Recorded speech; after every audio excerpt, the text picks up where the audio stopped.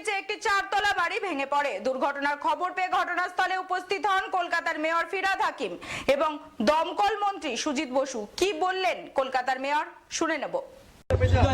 আজার মোল্লা বাগানে ভয়াবহ দুর্ঘটনা, একটা নিরীহমান চারতলা বাড়ি ভেঙে পড়েছে।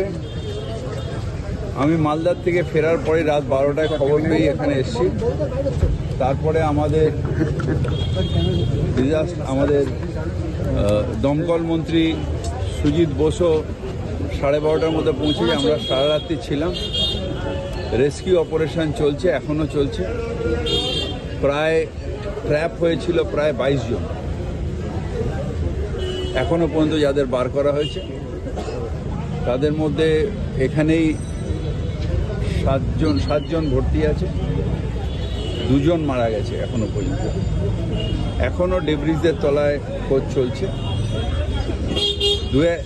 2-4 জন এরকম আছে যাদের সাথে যারা উদ্ধার করছে বা যারা ওখানে রয়েছে তাদের সাথে কথা হচ্ছে, তাদের জল দেওয়া হয়েছে, অক্সিজেন দেওয়া হয়েছে।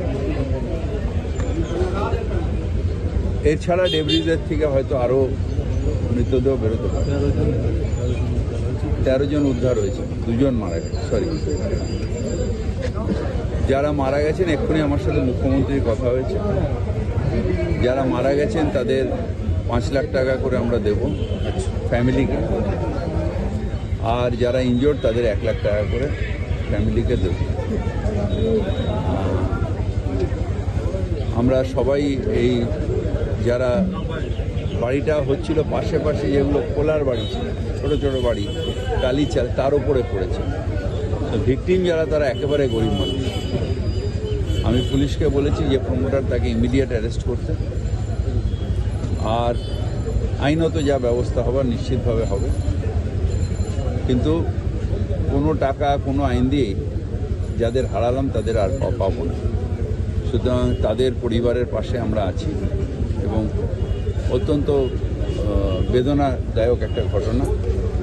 সারা রাত্রি থেকেও আমরা সব বাঁচাতে পারলাম না। 2 জন এখনও আরও উদ্ধার কার্য চলছে। এরপরে আবার এখন আমরা আস্তে আস্তে করে করছি যাতে কেউ চ্যালেঞ্জ না জানে চাপা পড়ে, যাতে আর কেউ যে বেঁচে আছে সেও যাতে না মারা যায়, সেই জন্য রেস্কিউ করছে তারা আমরা করছি। এবং আশা করি যে হয়তো আর কেউ থাকবে না, কিন্তু ভেতরে কি আছে বাড়ির তলা, মানে ওর তলায় কি আছে আমিও জানি না, কেউই জানে না। আমরা এটা আস্তে আস্তে করে এগুলো তুলে দেখতে হবে। সেটা আমাদের না, এটা লিগাল বাড়ি না, ইললিগাল বাড়ি হচ্ছিল এবং সেই অনুযায়ী আইন অনুযায়ী যা ব্যবস্থা নেওয়া সেটা আমরা নেব। এখানে অন্য কোনো বাড়ি সবই নাকি ইললিগাল ভাবে তৈরি হচ্ছে এলাকার মানুষজন আমল থেকে এখন খুব একটা হয় না, কিন্তু বামফ্রন্ট আমল থেকে এটা এখানকার বা আরও কিছু অঞ্চল আছে যেখানে এটা একটা রীতি হয়ে দাঁড়িয়েছে। এখন আমরা ঠিকা টেনেন্সিকে অনেকটা হালকা করেছি। বিএলআরওতে আগে যেতে যেতে পায়ের চটি হয়ে যেত, তারা পারমিশন পেত না, সেই জন্য ইলিগাল করতো, আমি শুনেছি এসে। সেই জন্য বিএলআরও অফিসটাকেও নিয়ে গেছি কর্পোরেশনে, মানে অ্যাডেড এরিয়ার বিএলআর অফিসটাকে। ঠিকা টেনেন্সিটাকে একেবারে ইজি করে দিয়েছি। যাদের টাকা নেই তাদের মুখ্যমন্ত্রী ঘোষণা করেছেন বাংলার বাড়ি, সেটাও করছি। যেরকম চেতলায় সব G+3 গরিব মানুষের জন্য বাড়ি হচ্ছে, এটা বাংলার বাড়ি হচ্ছে। আমরা সব রকম চেষ্টা করি। তারপরে যদি কোন গলিতে কে ইলিগাল করছে এটা আমাদের পক্ষে জানাটা খুব মুশকিল। জানা গেছে কে প্রমোটার আমি জানি না, কিন্তু পুলিশ খোঁজ নেবে এবং যারা মারা গেলেন তাদের নাম বলা যাবে। তাদের নাম কারা, মানে যারা মারা গেছেন তারা সব লোকাল, ওইখানেই থাকেন, টালির ঘরেই থাকেন। আর কয়েকজন আছেন যারা ওইখানে রাত্রিবেলা যাদের এখন বার করা হচ্ছে, মানে তার মধ্যে কয়েকজন বেঁচে আছেন যারা রাত্রিবেলা ওখানে আড্ডা মারছিল, মানে বসেছিল পাশে। হ্যাঁ, বাড়ির মধ্যে ওই পাশাপাশি থাকে, ওই টালির চালেরই পাশাপাশি থাকে, তারা গিয়ে আড্ডা মারছিল। আর যারা এখনো পর্যন্ত ইনজোর্ড হয়েছে, মারা গেছে, সব ওই পাশাপাশি টালির চাল যেখানে পড়ে গেছে। 22 জন ক্র্যাশ হয়েছে বললেন। 22 না, কত হয়েছে? 21। তার মধ্যে 13 জন ইতিমধ্যে আপনারা রেস্কিউ করেছেন। না, এখনো কত আছে রেস্কিউ করে ওরম বলা যায় না। আমরা একটা করে ডেব্রিজ তুলে কি আছে দেখতে হবে।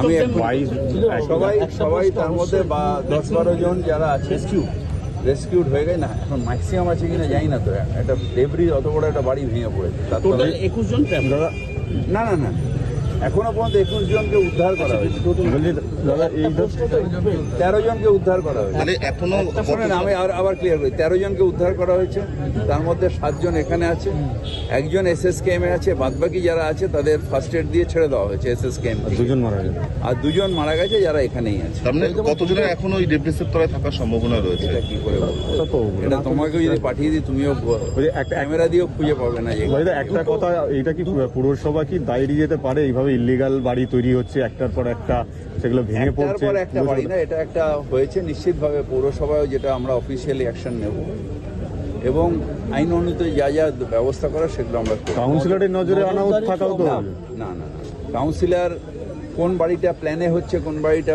আনপ্ল্যানে হচ্ছে এটা কাউন্সিলরের দেখার কাজ না, এটা আধিকারিকদের দেখার কাজ। সেটার অভাব ছিল। সেটা নিশ্চিতভাবে অভাব ছিল, আধিকারিক। নাহলে এটা হচ্ছে কি করে, তার নোটিশ হলো না কেন, থানায় ডায়েরি হলো না কেন? সুতরাং এটা আমরা দেখবো, কিন্তু এখন আমাদের হচ্ছে যে মানুষকে যতটা সম্ভব যারা রয়েছে তাদের বাঁচানো এবং তাদের উদ্ধার করা এবং তাদের সুস্থতা করে সুস্থ করে দেওয়া। পরের প্ল্যানটা কি? কারণ পাশে আমরা দেখে নিচ্ছি, এরপরে যদি পাশাপাশি কোনো ডেঞ্জারাস বাড়ি থাকে সেটা নিশ্চিতভাবে ইঞ্জিনিয়ার, আমি তো ইঞ্জিনিয়ারিং পাস করিনি, কমার্স গ্র্যাজুয়েট, তো ইঞ্জিনিয়াররা যদি বলে সেই অনুযায়ী ব্যবস্থা করবো। পাশে একটা বাড়ি হেলে পড়েছে 2 বছর আগে। জন্য মানে এই বিষয়টা মানে আবারও যাতে নিশ্চিতভাবে আমাদের নজরদারি বাড়াতে হবে এবং এখন কেন করছে এটা আমার কাছে একটা আশ্চর্য, ঠিক। কারণ এত সুবিধা আমি করে দিয়েছি, এখন ইল্লিগাল করার দরকার নেই। পাশে একটা বাড়ি হচ্ছিল, আমি তাকে গিয়ে বললাম যে এই বাড়িটা কিসের?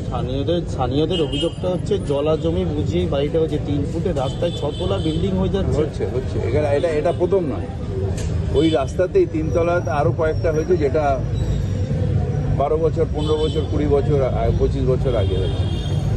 এটা একটা ট্রেন্ড চলছে, কিন্তু সেই ট্রেনটা চলছিল কেন না, বিএলআরওর কাছে গিয়ে নাকি সঠিক হয়ে যেত, পারমিশন পেত। এখনো তো অনেক বাড়ি ইল্লিগাল অবস্থায় এখন রয়েছে। করা উচিত না। তাহলে যেগুলো এখনো ইল্লিগাল অবস্থায় রয়েছে সেগুলো নিশ্চিত অ্যাকশন নিতে হবে আমাদের। 2 বছর আগে সেকেন্ড কি হয় জানেন, মেইনলি যেটা হয় সেটা হচ্ছে যারা ইল্লিগাল প্রমোটার তারা ইল্লিগাল করে তাদের লোক ঢুকিয়ে দেয়, সেই লোকগুলো গরিব মানুষ, কষ্টের টাকা, তখন সেটাকে আর ভাঙা যায় না, এটা একটা সমস্যা। ববিদা 1-2 বছর সমাধান কাউন্সিলরের ওপরে কেন দিচ্ছেন জোর? এটা আধিকারিকদের দরকার। সমাধান সূত্র কাউন্সিলর জানবে কি করে কোন বাড়িটা লিগাল আর কোন বাড়িটা ইল্লিগাল? সমাধান সূত্র আপনি জানবেন কি করে? আপনাকে আমি এখানে হাঁটাবো, কোন বাড়িটা লিগাল কোন বাড়িটা ইল্লিগাল আপনি জানবেন কি করে? সুতরাং এটার সমাধান সূত্র হচ্ছে যে প্রশাসনকে আরো স্ট্রিক্ট হতে হবে, যদি ইল্লিগাল বাড়ি হয় সেটা আইন অনুযায়ী ব্যবস্থা নিয়ে সাজায় ডেমোলিশ করবে। আধিকারিকদের বিরুদ্ধে কি কোনো অ্যাকশন নেবে যদি তাদের গাফিলতি হয়? আগে রেস্কিউটা হোক। আর একটা প্রশ্ন